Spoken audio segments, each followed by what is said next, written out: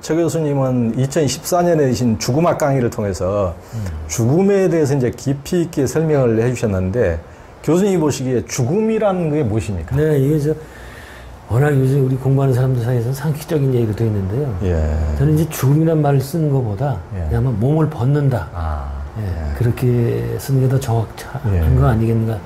그런 생각을 많이 해봅니다.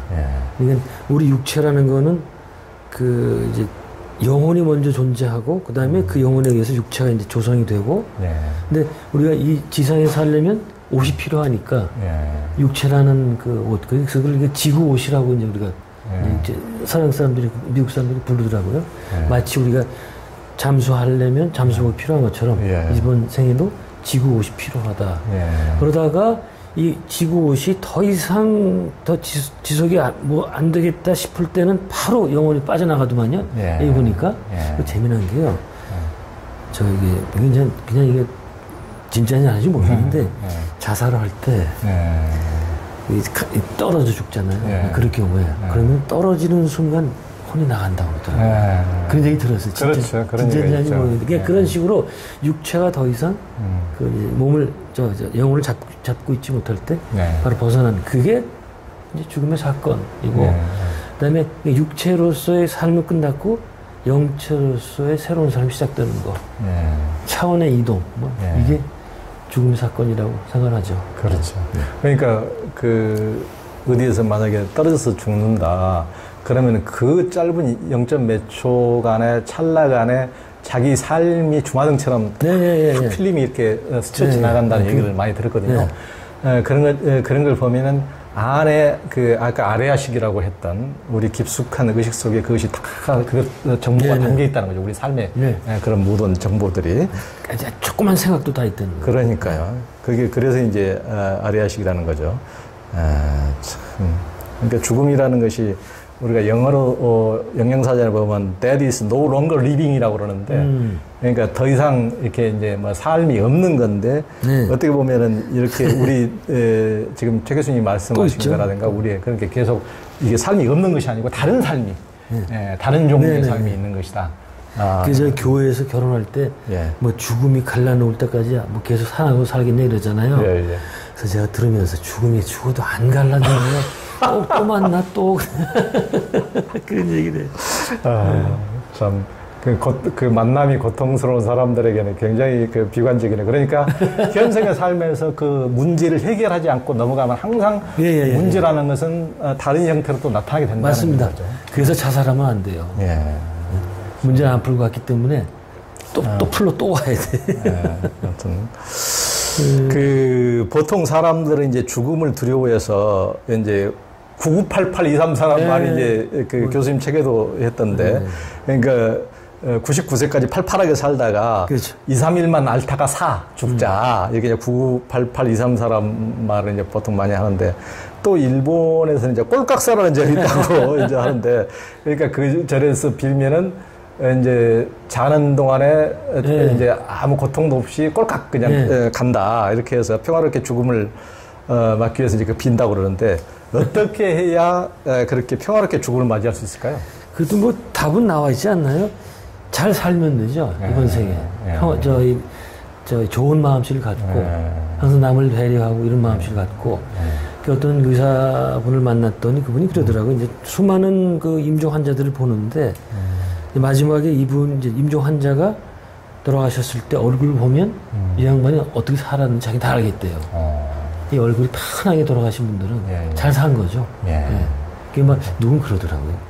우리가 저기 마지막 임종 순간에 보톡스 맞은 것 같대요. 이렇게 주름 다 펴지면서 편안해지면서 간다고 그러더라고요. 근데 그게 이제 잘 사신 분들이고. 그래서 뭐 일단 저 답은 그렇습니다. 두 번째는 이제 그 죽음을 임종을 맞이해서 잘 정리해야 된다. 예전에 이제 편찮으셔서 죽음을 앞둔 노인분들이 누가 나를 잡으러 왔다 이렇게 이제 막 무섭다고 밤새 불도 켜놓으라고 하고 이런 이제 분들 말씀도 좀 들은 적이 있거든요. 근데 교수님께서는 저승사자 같은 것은 없다고 하셨는데 진짜입니까? 이건 이 한국 사람이 생각하는 그런 저승사자는 없다는 거죠. 그 한국 사람들은 왜 저승사자 불칠하고 뭐 빨갛게 하고 까만 옷 입고 뭐 이런 그래서 이제 꼭 그 강제 구인하는 것처럼 잡아가잖아요. 그러니까. 그런 건 없다고요. 예. 그것보다는 오히려 이제 안내자, 예. 로서 어떤 영들이 와서 예. 이제 그 하는 도와주는 분. 네네. 그러니까 다음 생으로 잘 갈 수 있도록 이제 네. 도와주고 어떻게 보면은 자기하고 가까운 인연들이나 그렇죠. 또 예. 고급 영들이 예, 와서 이제 좀 안내해주는 분이 있을지언정 그렇게 무서운 뭐 저승사자 이런 것은 그 구인장 발부해가지고 이렇게 체포 뭐 이런 건 아니란 말씀이죠. 그 이제 거기서 나오는 게 인종 침상 비전, 데스베드 비전이 거기서 나오지 않습니까? 이제 자기 이제 부모님들이 누가 왔다고 그랬을 때 그 뭔가는 사실은 어떤 비전을 보는 건데 그렇죠. 이미지를 자기를 이제 인도할 안내할 영들을 보는 건데 그게 보이는 현상을 임종 그 침상 비전 그래가지고 죽음학에서 굉장히 중요한 주제 중에 하나죠. 그렇죠. 그러니까 마지막에 지금 이제 최 교수님 말씀처럼 마지막에도 그렇게 막 우리는 누가 잡으러 뭐처럼 두려움에 떠는데 오히려 도움을 주시는 분이 이제 올 것이다. 어떻게 보면 더 이제 안심시켜주는 이제 그런 말씀이시네요. 다행히 아닐 수가 없습니다. 그것도요. 본인이 마음이 좀 나쁜 일 많이 한 사람은 또 같은 영이 올 거 아니에요. 나쁜 짓 많이 하는. 그건 또 달라지죠. 그러니까 평상시에 어떻게 잘 살면. 항상 그걸 귀찮게 됩니다. 그렇죠. 좋은 영이 자기를 도와주러 이제 오겠죠. 그러니까 착하게 살아야 된다. 맞습니다. 조폭 그거 같으네. 착하게 살지, 바르게 살지. 그러니까요. 지금은 이제 물질과학이 지배하는 세상인데요. 그래서 이제 영혼이나 사후세계에 대해서 터무니없이 생각하는 사람들이 많아요. 사후세계에 대한 이야기는 모두 인간이 만들어낸 환상이라거나 사후체험은 제가 굉장히 그 뇌과학에 빠져있는 굉장히 이제 지식인 한 분도 저하고 이제 공부 모임도 했던 변호사인데 그분도 그러더라. 그건 일체 뇌가 일으킨 반응일 뿐이야. 이런 식으로 이제 하시는 분도 있는데 최 교수님이 이를 어떻게 보십니까? 그건 제가 항상 그에 대해서 뭐라는 거니 전도된 세계관이다 그렇게 얘기를 하거든요. 그 막스가 얘기했던 걸 여기 제가 원용한 건데 그 사람들은 물질적으로 이제 환원해서 얘기를 하잖아요. 근데 그건 이제 거꾸로 된 거다. 영이 먼저고 그다음에 영에 따라서 물질이 생겨났기 때문에 그래가지고 이제 저는 예를 드는 게 TV 수상기 얘기를 많이 들어요. TV 수상기가 우리 뇌라고 친다면 그 오는 프로그램 있잖아요. 이 수상기라는 건 프로그램을 수용하는 그 매개체일 뿐이지 수상기가 프로그램을 만들지는 않지 않습니까? 그렇죠. 만일 수상기가 망가지면 우리는 볼 수가 없죠. 우리 뇌가 망가지면 우리 안 되잖아요. 그러나 다시 수상기가 고쳐지면 다시 볼 수 있잖아요. 이런 식으로 그 이제 바꿔서 생각하는 거고 또 케발로스도 유명한 얘기 바로 이제 이런 비판을 많이 받았는데 로스는 한마디로 그들도 죽을 때는 알 것이다. 그렇죠. 그것은 이제 믿음의 문제가 아니고 알의 문제라고. 저는 뭐라 그러는 거니 그 사후생을 믿고 준비하는 게 본인한테 플러스가 되겠다. 왜 그런 거 아니? 이제 게임이론은 아니에요. 파스칼이 말하는 게임이론. 만일 사후생이 이제 준비를 다 했어요. 근데 갔는데 사후생이 있어. 그러면 준비했으니까 문제 없잖아요. 근데 갔는데 사후생이 없어. 뭐 없는데 뭐 괜찮은 거 아니야. 근데 만약 준비를 안 했어요. 근데 갔는데 사후생이 있어. 이건 낭패죠, 그냥. 그러니까 제가 이제 그리스 순례할 때 이제 소크라테스가 이름이 그리스입니까? 예전에 이제 제가 그리스 순례하고 그리스 인생학교라는 순례기도 펴는 적이 있거든요. 그래서 이제 소크라테스가 독배를 마시고 이제 죽은 감옥도 이제 가봤는데 아테네 가면 지금도 있거든요. 그게 이제 근데 그 소크라테스가 그때는 실제 뭐 감옥 문이 그 아주 지금처럼 뭐 완전 열쇠를 자물쇠를 채워놓고 그런 아테네의 감옥은 아니고 충분히 이제 뒤로 도망갈 수 있는 그래서 이제 그것을 어떻게 보면은 이제 추방이 사형하고 똑같은 의미이기 때문에 이제 도망가는 것을 어떻게 보면 허용하는 그런 사이였거든요. 그래서 충분히 도망갈 수 있었는데도 소크라테스는 그냥 안 가고 그냥 독배를 먹고 이제 죽는 것을 택했죠. 죽으면서 이제 한 얘기가 이제 유명한데 이제 굉장히 용기 있게 이제 가자 다음 세계로 이제 소크라테스는 그렇게 얘기를 하면서 이제 제자들이 그 스승님 두렵지가 않습니까? 이렇게 이제 물으니까 소크라테스는 그 만약에 너희들 생각처럼 죽으면은 그걸로 끝이다. 아무것도 없다고 생각한다면 아무것도 없는데 두려워할 필요가 어디가 있느냐. 그러고 그게 끝이 아니고 내가 좋아하는 나의 그 스승들, 나의 부모님을 만날 수 있는 생이 있다면 그거 얼마나 좋으냐. 그건 더 좋은 것이고 아무것도 없다면 두려워할 이유가 없는 것이고 그래서 죽음은 두려워할 필요가 없는 것이다. 이제 소크라테스는 그렇게 얘기했죠. 이러나 저러나 두려워할 필요가 없다는 거였죠. 예, 예. 그렇군요. 예. 그리고 이제 사람이 죽으면은 이제 시신은 죽으면 냉동실에다 넣고 이후 대부분 이제 화장을 요즘은 이제 많이 해버리는데요. 90% 이상의 화장을 한다니까. 그러면 이제 몸은 사라져 버리잖아요. 네. 그런데 우리가 사후 세계로 가는 것은 영혼이라고 하는데 영혼은 육체와 어떻게 다릅니까? 그 뭐 제가 지금까지 계속 말해온 건데 예. 육체는 물질이었고 영혼은 에너지체. 예. 근데 그냥 에너지체라고 얘기하면서 곤란하고 거기에 의식이 들어가 있는 에너지체. 그래서 어떤 분은 의식체, 컨시어스 바디라고 얘기하더라고요. 근데 거기 더 플러스가 들어간다면 엄청나게 뭐 셀 수 없이 많은 정보가 들어가 있는 에너지 의식체가 영혼이 아닐까 그런 생각합니다. 그러니까 우리는 현재 이제 눈에 보이는 것만이 사실로 이제 유물론적 세계가 많이 빠져 있는데 유물론적 세계관이라 하더라도 실은 우리가 뭐 코로나 바이러스도 그러고 우리 몸에 그 수족의 뭐 그런 세포를 우리가 볼 수 있는 것도 아니고 눈에 보이지 않는 바이러스와 세포가 얼마나 많습니까? 그게 이제 눈에 보이지 않는 세계도 눈에 보이는 세계보다도 훨씬 더 가공할 만한 세계가 지금 펼쳐지고 있지만은 우리의 어떤 오감의 한계라는 것이 또 분명한 것이고 또 양자역학이나 이런 걸로 봤을 때도 물질도 나누고 보다는 분자에서 원자로, 원자에서 전자로, 전자에서 결국은 그게 이제 파동까지 간다는 게 현대 과학의 어떤 이런 식으로 진동까지 결국 물질이 나누고 그러면 이제 거기에서 보면 이제 뭐 불교에서 얘기하듯이 색즉 시공, 공즉 시세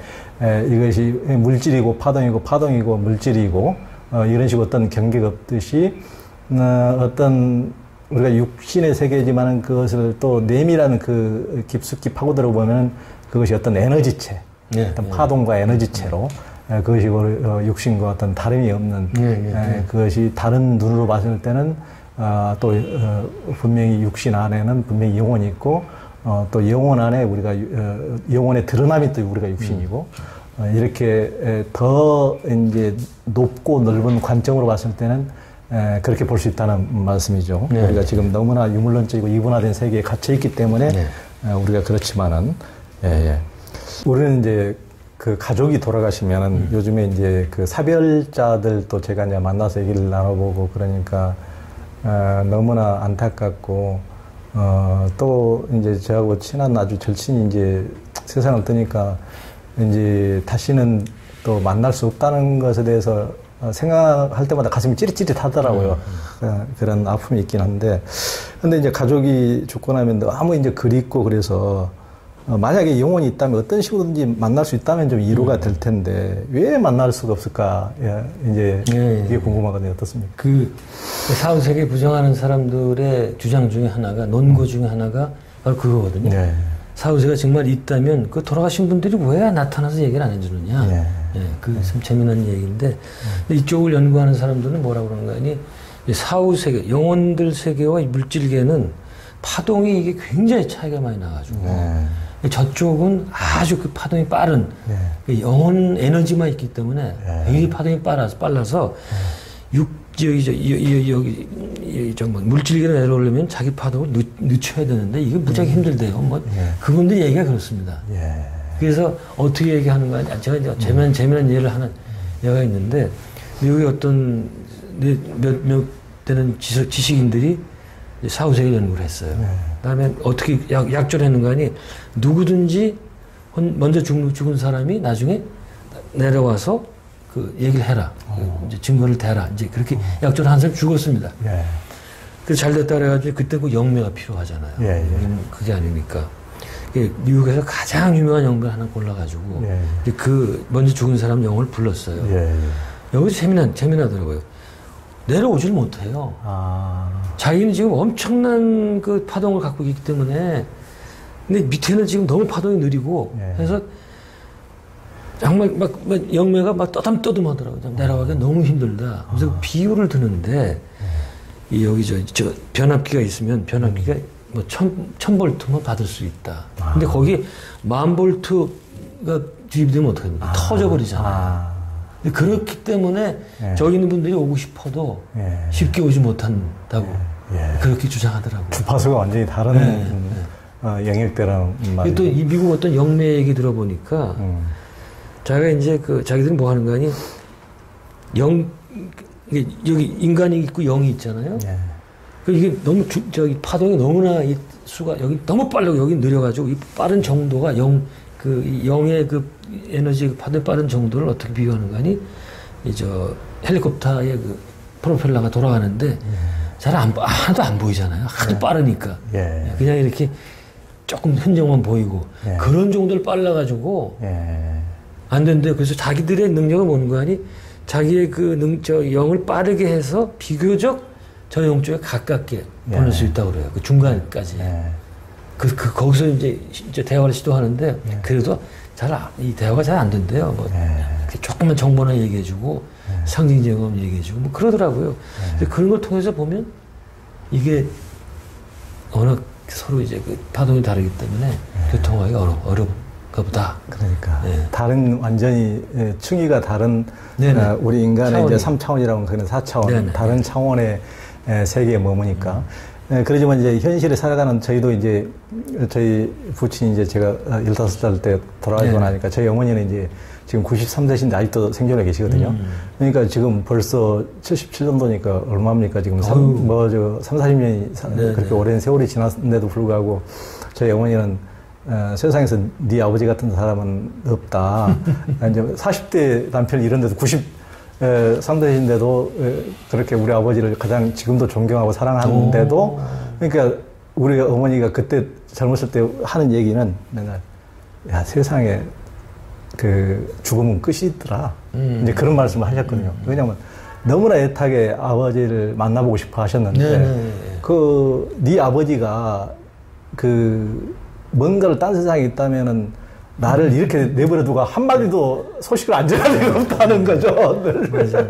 그러는데 어떻게 이럴 수가 있느냐. 그런 이제 어머니의 그런 건 이해가 가는데 이런 차원의 좀 지혜를 그때 당시에 좀 말씀드릴 수 있었다면은 훨씬 더 좋았을 텐데 제가 나중에 이제 공부를 해보니까 훨씬 더 그런 것이 열려서 최근에 제가 유튜브에도 우리 어머니하고 이제 죽음에 대해서 대화하는 것도 이제 올려놓고 했는데 굉장히 이제 지금은 많이 이제 이해하시고 이제 받아들이시는데 제가 이제 기억나는 게 또 제가 제 참 소중한 친구 중에 하나가 그 친구는 이제 목사인데 최희동 목사라고 제가 울림이라는 책에도 이제 쓴 친구인데 굉장히 젊어서 지금 이제 벌써 세상을 뜬 지가 벌써 뭐 20년 가까이 됐네요. 근데 너무나 훌륭한 친구였는데 시골 교회에서 이렇게 목회를 하고 굉장히 이제 도인 같은 속도 있고 심성이 너무 곱고 그래서 감신대에서도 참 선후배들이 다 좋아하는 이런 친구였는데 갑자기 어느 날 갑자기 이제 교통사고를 당해서